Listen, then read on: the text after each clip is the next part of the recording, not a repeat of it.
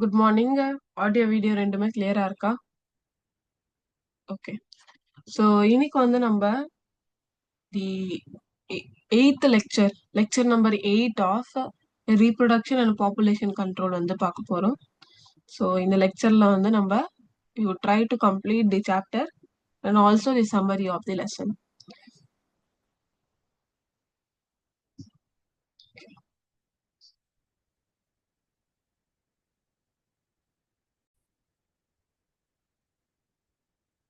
So இது வரைக்கும் male reproductive system, female reproductive system, population growth. Okay, போன லெக்சர்ல நம்ம என்ன பார்த்தோம்? பாப்புலேஷன் எப்படி க்ரோ ஆகுது, எதனால க்ரோ ஆகுது, அதை எப்படி நம்ம கண்ட்ரோல் பண்ணலாம், காசஸ், இம்பாக்ட் எல்லாமே பார்த்தோம். இப்போ வந்து இந்த பாப்புலேஷனை எப்படி நம்ம கண்ட்ரோல் பண்றது, அப்புறமா ஃபேமிலி பிளானிங்னா என்ன, அதை வந்து நம்ம பார்க்கலாம். ஸோ பாப்புலேஷன் கண்ட்ரோல்னா என்னது?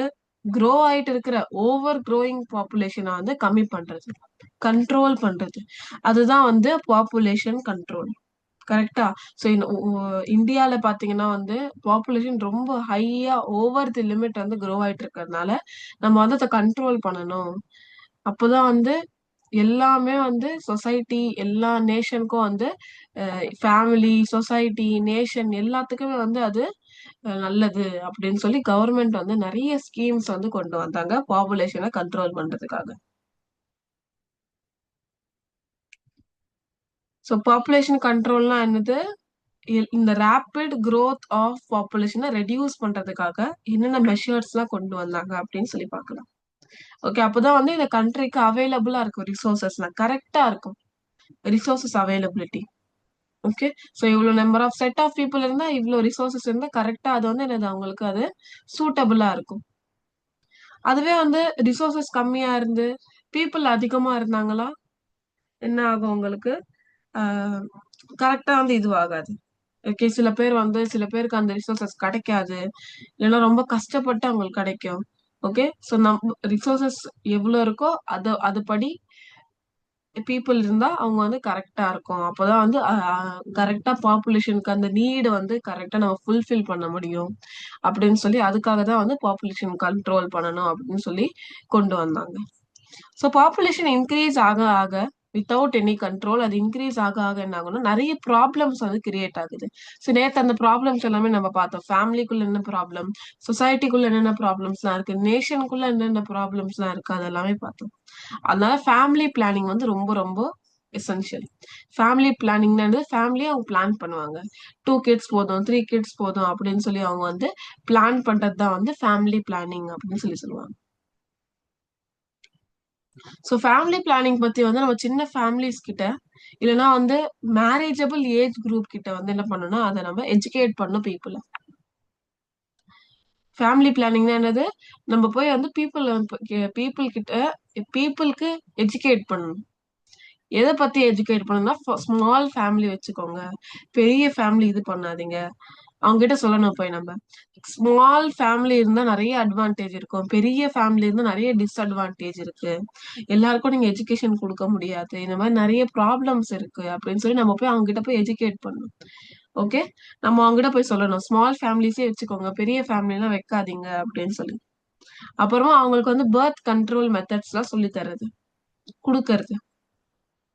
பர்த் கண்ட்ரோல் பில்ஸ் இருக்கட்டும், இல்லைன்னா காண்டம்ஸ் இருக்கட்டும், இல்லைன்னா வந்து சர்ஜரிஸ் இருக்கட்டும், இதெல்லாம் அவங்க கிட்ட போய் அவங்க கிட்ட சொல்றது. ஓகே, அவங்க கிட்ட எக்ஸ்பிளைன் பண்ணி அவங்களுடைய கன்சர்ன்ட் வந்து இது பண்றது. அப்புறமா அவேர்னஸ் கிரியேட் பண்ணணும் பீப்புளுக்கு. எதை பத்தினா ஓவர் பாப்புலேஷன் பத்தி வந்து அவேர்னஸ் கிரியேட் பண்ணணும். ஓகே, ஸோ ஃபேமிலி பிளானிங்னு என்ன வருது? எஜுகேட் பண்றது, ஃபர்ஸ்ட் எஜுகேஷன் தான்.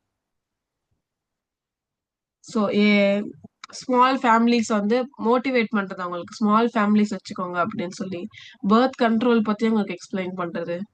அப்புறமா வந்து ஓவர் பாப்புலேஷன்னால என்னென்னலாம் நடக்குது, இந்த உலகத்துல என்ன நடந்துட்டு இருக்கு அப்படின்னு சொல்லி அவங்க சொல்லி தருது. இதுதான் வந்து ஃபேமிலி பிளானிங்குள்ள வந்து உங்களுக்கு வரும். ஆக்சுவலி பாத்தீங்கன்னா 1947ல நம்ம இந்தியாவுக்கு வந்து இண்டிபெண்டன்ஸ் வந்து கிடைச்சிருச்சு. கரெக்டா 1951ல வந்து ஃபேமிலி பிளானிங் அப்படின்னு சொல்லி இந்தியால இந்தியன் கவர்மெண்ட் வந்து இன்ட்ரடியூஸ் பண்ணாங்க ஃபேமிலி பிளானிங் பத்தி. ஸோ இதுல வந்து அவேர்னஸ் கிரியேட் பண்றது எல்லாமே வந்து சொல்லி கொடுத்துட்டு இருந்தாங்க. ஸோ ஓவர் த பீரியட் 10 வருஷமா என்ன பண்ணாங்கன்னா அவங்க அவங்களுடைய அந்த ரூல்ஸ் அந்த இதெல்லாமே வந்து அவங்களுடைய ஸ்கீம் அப்படியே கொஞ்சம் மாடர்னைஸ் பண்ணிக்கிட்டே போனாங்க. ஓகே. ஸோ கான்ட்ராசெப்ஷன் கான்ட்ராசெப்ஷன் பத்தி எக்ஸ்பிளைன் பண்ண ஆரம்பிச்சாங்க. அப்புறமா ஹைஜீன் பத்தி எக்ஸ்பிளைன் பண்ணாங்க. அவேர்னஸ் பத்தி என்னென்ன கிரைம்ஸ் எல்லாம் நடக்குது அதை பத்தி எல்லாம் எக்ஸ்பிளைன் பண்ணிட்டு அப்படியே போயிட்டே இருந்தாங்க. ஓகே. ஸோ இதனால வந்து ஃபர்ஸ்ட் எஜுகேஷன் வந்து ரொம்ப ரொம்ப இம்பார்ட்டன்ட். இப்போ என்னென்ன மெத்தட்ஸ் எல்லாம் இருக்கு population control family planning population கண்ட்ரோலுக்காக என்னென்ன மெத்தட்ஸ் எல்லாம் இருக்குன்னா ஃபர்ஸ்ட் பர்த் கண்ட்ரோல். ஆக்சுவலி வந்து 3 மெத்தட் இருக்கு பாப்புலேஷனை கண்ட்ரோல் பண்றதுக்காக. ஒன்னு வந்து நேச்சுரல் மெத்தட், இன்னொன்னு வந்து பேரியர் மெத்தட். ஆக்சுவலி 2 மெத்தட் இருக்கு.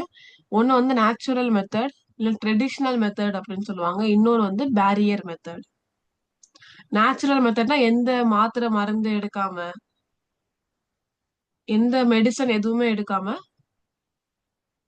பிரெக்னன்சி வந்து இது பண்ணுவாங்க. கரெக்ட் தான். பிரெக்னன்ட் ஆகலைன்னா பாப்புலேஷனும் கண்ட்ரோல்ல இருக்கும்.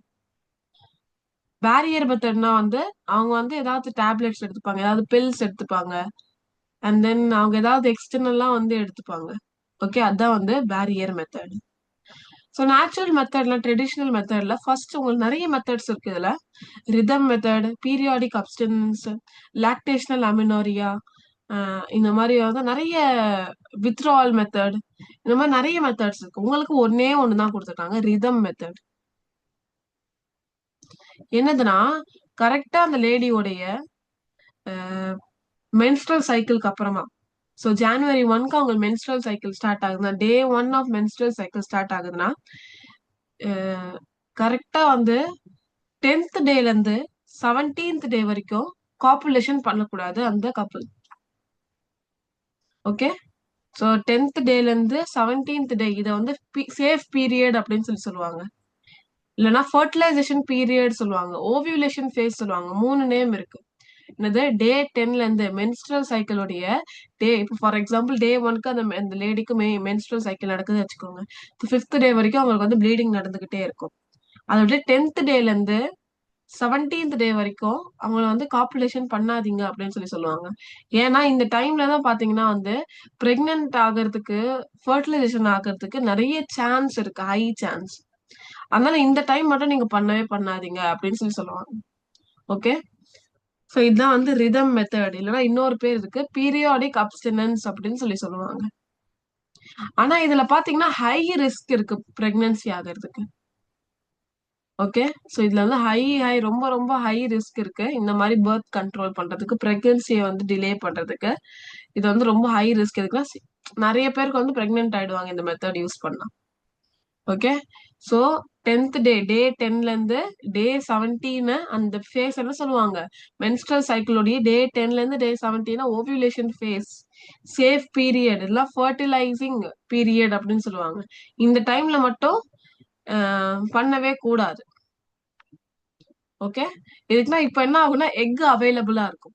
எக் அவைலபிளா இருந்தா இந்த டைம்ல ஸ்பெர்ம் வந்துச்சுன்னா கண்டிப்பா ஃபர்டிலைசேஷன் நடந்துரும்.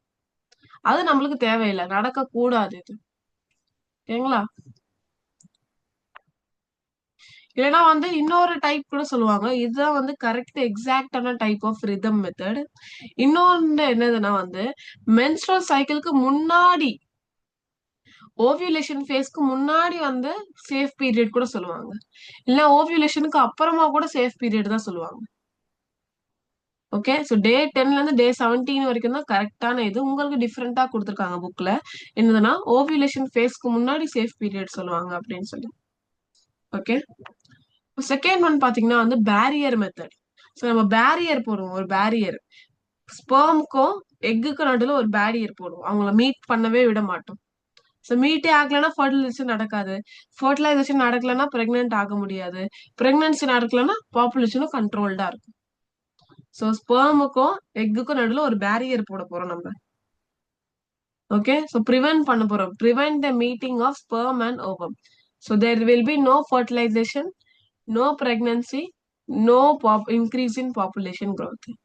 ஸோ இதனால என்ன யூஸ் பண்ணுவாங்கன்னா, மேல்ல வந்து காண்டம்ஸ் யூஸ் பண்ணுவாங்க. ஓகே. ஸோ கரெக்ட்டா வந்து அவங்க எஜாகுலேஷன் நடக்கும்போது இருந்து அந்த சீமன் வந்து அந்த காண்டம்லயே வந்து டெபாசிட் ஆயிடும். ஓகே. அதுக்கப்புறமா அவங்க வந்து அத வந்து த்ரோ பண்ணிடலாம். ஓகே. ஆக்சுவலி மேல்க்கும் காண்டம்ஸ் யூஸ் பண்ணுவாங்க. ஃபீமேலும் வந்து காண்டம்ஸ் யூஸ் பண்ணுவாங்க. மேலோடைய அந்த பெனிஸ் ஏரியா வந்து கவர் பண்ணும் காண்டம்ஸ். ஃபீமேலோடைய வெஜைனா ஏரியாவ வந்து கவர் பண்ணும். ஸோ மேல் வந்து எஜாகுலேட் பண்ணும்போது என்ன ஆகும்னா, கரெக்ட்டா காய்டஸ் டைம்ல அந்த சீமன் வந்து அந்த காண்டம்ல வந்து டெபாசிட் ஆயிடும். ஸோ ஃபீமேல் ரீப்ரொடக்டிவ் சிஸ்டம்குள்ளயே போகவே போகாது. ஓகே. அதுக்கப்புறமா அந்த டெபாசிட் ஆன சீமன அவங்க என்ன பண்ணுவாங்கன்னா, த்ரோ பண்ணிடுவாங்க. ஓகே. ஒன்லி ஒன் யூஸ் தான் காண்டம்ஸ். அது மறுபடியும் ரீயூஸ் பண்ண முடியாது. ஃபீமேலுக்கு இன்னொன்னு இருக்கு. டயப்ரம் அப்படின்னு சொல்லுவாங்க. ஓகே. ஒரு கேப் மாதிரி இருக்கும். Cervical gap. டயப்ரம் உடைய இன்னொரு பேர் என்னன்னா செர்வைக்கல் கேப். ஸோ ஒரு கேப் மாதிரி இருக்கும். அந்த சீமனை உள்ள வந்து பிரிவென்ட் பண்றதுக்காக. இதனால வந்து ஜஸ்ட் பிரெக்னன்சி, ஜஸ்ட் ஃபர்டிலைசேஷன் மட்டும் டிலே பண்ணலாம். இன்னொரு யூஸ் கூட என்ன இருக்குன்னா வந்து எஸ்டிடிஸை ப்ரிவென்ட் பண்ணலாம். எஸ்டிடிஸ்னா sexually transmitted disease. HIV, AIDS, hepatitis B, warts, இந்த மாதிரி நிறைய செக்ஸ் ரிலேட்டட் டிசார்டர்ஸ் இருக்கு. இதெல்லாம் வந்து ப்ரிவென்ட் பண்ணலாம் காண்டம்ஸ் இல்லைன்னா டயப்ரம்ஸ் யூஸ் பண்ணி. ஆக்சுவலி டயப்ரம் யூஸ் பண்ணி அதை ப்ரிவென்ட் பண்ண முடியாது. காண்டம்ஸ்ல ப்ரிவென்ட் பண்ணிடலாம். ஓகே. நெக்ஸ்ட் ஒன் பாத்தீங்கன்னா வந்து இதை வந்து இதை யூஸ் பண்றதுக்காக எந்த டாக்டர் தேவையில்லை இன்சர்ட் பண்றதுக்காக. It is self inserted and then it is not reusable. Use பண்ண முடியாது. One time use. ஆனா செல்ஃப் இன்சர்டடா இருக்கும். டாக்டர்லாம் தேவையில்லை இதுக்கு. ஸோ வந்து பிரைவசி வந்து மெயின்டைன் ஆகும் அந்த பர்டிகுலர் பர்சன்ல. நெக்ஸ்ட் ஒன் பாத்தீங்கன்னா வந்து இன்ட்ரா யூட்டிரைன் டிவைசஸ். அப்படின்னா யூட்ரஸ்ல வந்து இந்த மாதிரி ஒரு இன்சர்ட் பண்ணிடுவாங்க.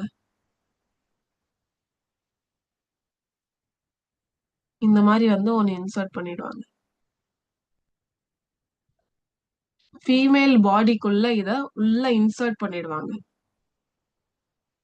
இன்சர்ட் பண்றதுனால என்ன ஆகும்னா வந்து அந்த ஸ்பெர்ம் ஓவம் ரெண்டுமே மீட் ஆகுது. ஃபர்டிலைசேஷன் நடக்குது. ஆனா வந்து இம்ப்ளான்டேஷன் நடக்கவே நடக்காது. அந்த எம்ப்ரியோ இருக்குல்ல, 32 செல்டு பிளாஸ்டோசிஸ்ட், அது வந்து இம்ப்ளான்ட் ஆகாது. யூட்ரஸ்ல வந்து அட்டாச் ஆக முடியாது. இதுக்குலாம் இந்த டிவைஸ் இருக்குல்ல அதுல. ஓகே. சோ இதுல நிறைய இருக்கு. Hormonal, copper tea. Actually most காமனா என்ன பண்ணுவாங்கன்னா காப்பர் டீ அப்படின்னு அந்த டிவைஸ் பேர் காப்பர் டீ. ஓகே. இந்த காப்பர் டீ வந்து ஃபீமேல் பாடிக்குள்ள இன்சர்ட் பண்ணிடுவாங்க. யூட்ரஸ்ல இன்சர்ட் பண்ணிடுவாங்க. அப்ப என்ன ஆகும்னா வந்து இம்ப்ளான்டேஷனே நடக்கவே நடக்காது. ஆனா இது வந்து செல்ஃப் இன்சர்டட் இல்ல. நம்மளே வந்து பண்ணிக்க முடியாது. கண்டிப்பா ஒரு டாக்டர் வேணும். ஒரு டாக்டரால தான் இதை இன்சர்ட் பண்ண முடியும். Actually it is most widely used thing in females. இந்தியால பாத்தீங்கன்னா இது ரொம்ப காமன். இது மோஸ்டா காமனா பண்ண ஆரம்பிச்சிட்டாங்க. ஓகேங்களா. சொன்னது காப்பர் டீ அப்படின்னு சொல்லி ஒரு டிவைஸ். இது இன்ட்ரா யூட்டிரைன் டிவைஸ்னா யூட்ரஸ்குள்ள இன்சர்ட் பண்ற டிவைஸ். இத ஃபீமேல் யூட்ரஸ் இன்சர்ட் பண்ணிடுவாங்க. அப்ப என்ன ஆகும்னா இம்ப்ளான்டேஷன், அந்த எம்ப்ரியோ வந்து இந்த யூட்ரஸ்குள்ள அட்டாச்சே ஆக முடியாது வந்து. ஓகே. சோ இந்த மெத்தடுக்கு அட்வைஸ் தேவை. டாக்டர் கண்டிப்பா தேவை. டாக்டர்னால தான் இன்சர்ட் பண்ண முடியும். செல்ஃப் இன்சர்டட் இல்ல இது. காண்டம், டயப்ரம் அதெல்லாம் வந்து செல்ஃப் இன்சர்டட். இது செல்ஃப் இன்சர்டட் இல்ல. நெக்ஸ்ட் ஒன் பாத்தீங்கன்னா வந்து ஓரல் கான்ட்ராசெப்டிவ் பில்ஸ். ஓரலே டேப்லெட்ஸ் எடுத்துப்பாங்க. ஸோ மெடிக்கல் பிராக்டிஷனர் அந்த டாக்டர் வந்து சொல்லுவாங்க. அவங்க வந்து சொல்லுவாங்க நான் பர்த் கண்ட்ரோல் பண்ணும் அப்படின்னா பர்த் கண்ட்ரோல் பில்ஸ் கொடுப்பாங்க. அதான் ஓரல், வாயால வந்து அப்படியே சாப்பிடுவாங்க. அந்த மாத்திரையே சாப்பிடுற மாதிரி மாத்திரை கொடுப்பாங்க. இதெல்லாம் சொல்லுவாங்கன்னா அவங்க பிரிஸ்கிரிப்ஷன் கொடுப்பாங்க.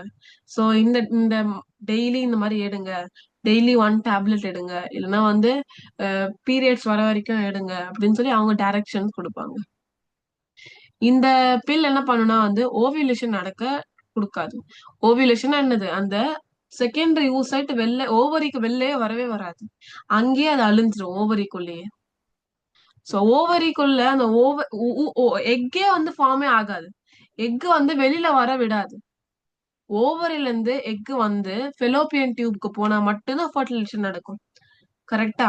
ஆனா அந்த ஓவரியில இருந்து அந்த எக்கே வர விடாது அது. உள்ளேயே வச்சுக்கும். அங்கேயே அழிஞ்சிரும் அது எல்லாமே.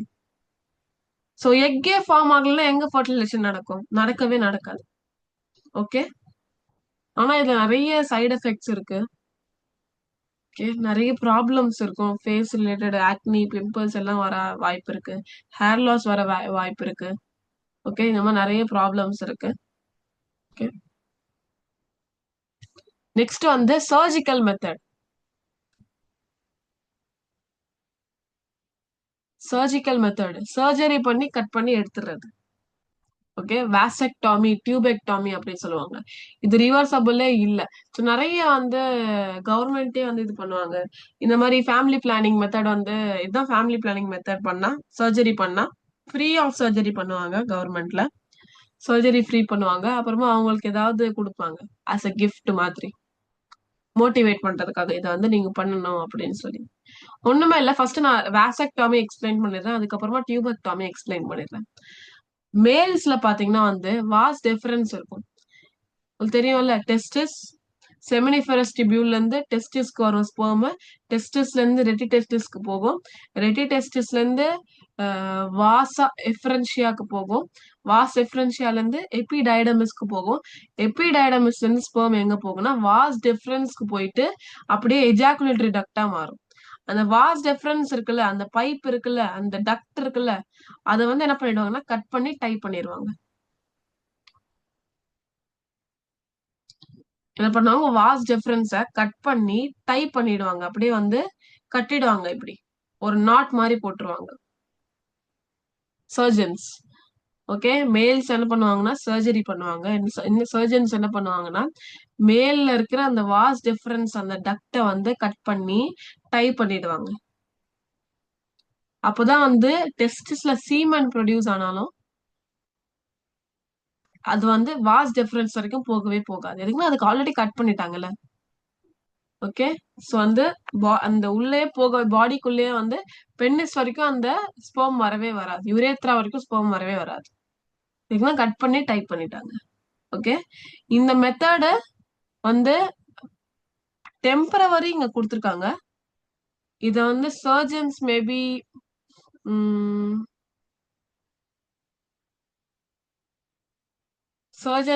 இத வந்து நம்ம ரிவர்ஸ் கூட பண்ண முடியலாம் அப்படின்னு சொல்லி கொடுத்திருக்காங்க ஆக்சுவலி.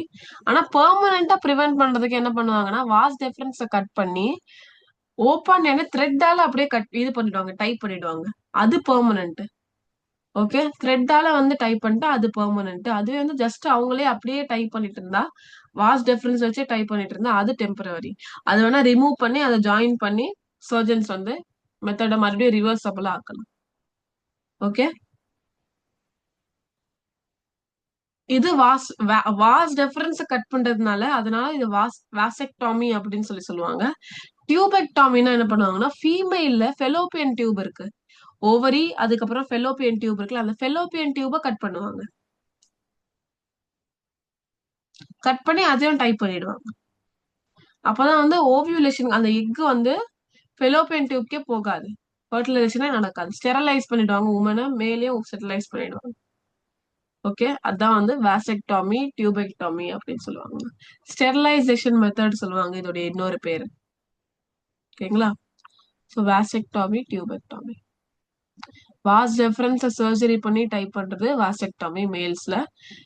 அதுவே வந்து ஃபீமேல்ஸ்ல ஃபெலோப்பியன் டியூப கட் பண்ணி டைப் பண்றது அது tubectomy. In case preventive measure fail or if the fetus is found to have defect என்ன சொல்றாங்கன்னா நான் சொன்னேன்ல இப்போ அந்த குழந்தைக்கு வந்து ஏதாவது டிஃபெக்ட் இருக்கு அப்படின்னு சொல்லி அந்த பேரண்ட் சென்ஸ் பண்ணாங்கன்னா அவங்க என்ன பண்ணுவாங்கன்னா ஃபர்ஸ்ட் ஆம்னியோசென்டசிஸ் பண்ணி பார்ப்பாங்க. ஆம்னியோசென்டசிஸ்னா என்னது? அந்த குழந்தையோட அந்த லிக்விட் இருக்குல்ல அம்னியாட்டிக் ஃப்ளூயிட் சொல்லுவாங்க. அந்த அம்னியாட்டிக் ஃப்ளூயிட இன்ஜெக்ஷன் வழியா எடுத்து அதை வந்து டெஸ்ட் பண்ணி எதுக்குன்னா அதுல வந்து அந்த குழந்தையோடைய செல்ஸ் எல்லாம் இருக்கும். அந்த செல் என்ன இருக்கும்? நியூக்ளியஸ் இருக்கும். நியூக்ளியஸ் கூட டிஎன்ஏ இருக்கும். அதுல அவங்க செக் பண்ணி பார்ப்பாங்க டிஎன்ஏல ஏதாவது ப்ராப்ளம் இருக்கா அப்படின்னு சொல்லி. அந்த மாதிரி நிறைய ஏதாவது டிசார்டர் இருந்துச்சுன்னா டவுன் சிண்ட்ரோம் இருந்துச்சுன்னா ஹீமோஃபிலியா இருந்துச்சுன்னா சிக்கிள் செல் அனமியா இந்த டிசீஸ் நம்ம படிப்போம். ஓகே. இந்த மாதிரி இருந்துச்சுன்னா என்ன பண்ணுவாங்கன்னா அபார்ட் பண்ணிடுவாங்க. Medical termination of pregnancy. Abortion. Abortion பாத்தீங்கன்னா வந்து டேப்லெட்ஸ் மூலமாவும் நடக்கும், இல்ல சர்ஜரி மூலமா கூட நடக்கும். என்ன பண்ணுவாங்கன்னா, சில டேப்லெட்ஸ் குடுப்பாங்க. அந்த டேப்லெட்டோடைய எஃபெக்ட் மூலமா அந்த குழந்தை அப்படியே வந்து இதுவாயிட்டு வந்துரும் வெளில. சில டைம் என்ன பண்ணுவாங்கன்னா, அந்த எல்லாம் வந்து அதோடைய அந்த குழந்தையோட எல்லா பார்ட்ஸும் கட் பண்ணி, அப்படியே ஸ்கிராப் பண்ணி எடுத்துருவாங்க எல்லாமே. மதருடைய பாடில இருந்து. ஓகே. டிஸார்டர்ஸ் மூலமா கூட அவங்க இது பண்ணலாம். சில பேர் அன்வான்டட் பிரெக்னன்சினால கூட வந்து அபார்ஷன் பண்ணிக்கலாம். ஓகே. அதுவும் வித்தின் 3 மந்த்ஸ் ஆஃப் பிரெக்னன்சி தான் பண்ண முடியும். இல்ல வித்தின் 4 மந்த்ஸ் ஆஃப் பிரெக்னன்சி தான். 6த் மந்த், 7த் மந்த் அபார்ட் பண்ண முடியும்னா கண்டிப்பா பண்ணவே முடியாது. It is highly risk for the woman too. அந்த மதர் கூட அது ரொம்ப ரொம்ப ரிஸ்க் அது. சோ அபார்ஷன் பண்றவங்க வந்து என்ன அவங்களுக்கு வந்து ஆம், ஒரு கன்சர்ன் கேட்டுட்டு தான் பண்ணுவாங்க. ஏன்னா வந்து அபார்ஷன் பண்றதுனால சில ரிஸ்க் இருக்கு. என்னதுன்னா நெக்ஸ்ட் டைம் அவங்க பிரெக்னென்ட்டே ஆக முடியாது. அந்த மாதிரி ரிஸ்க்லாம் நெறைய இருக்கு. அதனால அதான் சார்ட் பண்ணிட்டு தான் வந்து அவங்க வந்து இது பண்ணும். Okay. So abortion medical termination of pregnancy. Actually abortion medical termination of pregnancy இந்தியால பேன் இல்ல. நிறைய கண்ட்ரீஸ்ல பேன் இருக்கு. அபார்ஷன் எல்லாம் பண்ணக்கூடாது அப்படின்னு சொல்லி நிறைய பேன் இருக்கு. ஓகே. சக்சஸ்ஃபுல்லி நம்ம இந்த சாப்டரை கம்ப்ளீட் பண்ணிட்டோம். ரொம்ப இம்பார்ட்டன்டான சாப்டர் இது. இதுல இருந்து நிறைய கொஸ்டின்ஸ் இருக்கு. நாளைக்கு அந்த கொஸ்டின்ஸ்ல என்னென்ன கொஸ்டின்ஸ் எல்லாம் கேக்குறாங்க அப்படின்னு சொல்லி நம்ம டீடைல்டா பார்க்கலாம். எப்படி கொஸ்டின்ஸ் கேக்குறாங்க, எப்படி ஆன்சர் பண்ணணும் அப்படின்னு சொல்லி நான் உங்களுக்கு எக்ஸ்பிளைன் பண்றேன். Okay. So make sure. So ஒரு சின்ன மைனர் ஸ்மால் டெஸ்ட் வந்து உங்களுக்கு வைக்கலான்னு இருக்கேன்னா based on two less based on 2 lessons. So இந்த மாடியூல்ல நான் 2 லெசன் கம்ப்ளீட் பண்ணிருக்கேன். கரெக்டா? இந்த 2 லெசனுக்கு நான் டெஸ்ட் வைக்கலான்னு இருக்கேன். பிகாஸ் நான் சொல்லி கொடுத்துட்டே இருக்கேன், நீங்க கவனிச்சுட்டே இருக்கீங்க. But I don't have the time to test you. கண்டிப்பா வந்து டெஸ்ட் வச்சுதான் ஆகணும். அப்பதான் வந்து உங்க கெப்பாசிட்டி, உங்க கேப்பபிலிட்டி வந்து தெரியும் எனக்கு. So 1 hour test, live test. நான் கொஸ்டின் சென்ட் பண்ணிட்டு நீங்க ஆன்சர் எழுதுறது இல்ல. ஸோ வந்து கிளாஸுக்கு வந்த உடனே உங்களுக்கு கொஸ்டின்ஸ் நான் டிஸ்பிளே பண்ணுவேன். அந்த டிஸ்பிளே பண்ற கொஸ்டின்ஸை நீங்க வந்து ப்ராக்டிஸ் பண்ற மாதிரி இருக்கும். Okay. So will have Jal say yes. எத்தனை நாள் உங்களுக்கு டைம் வேணும்? இந்த எக்ஸாம் எழுது 2 லெசன் படிக்கணும்னா எத்தனை எத்தனை நாள் வேணும் டைம்? எஸ் சொல்லுங்க மரியம்.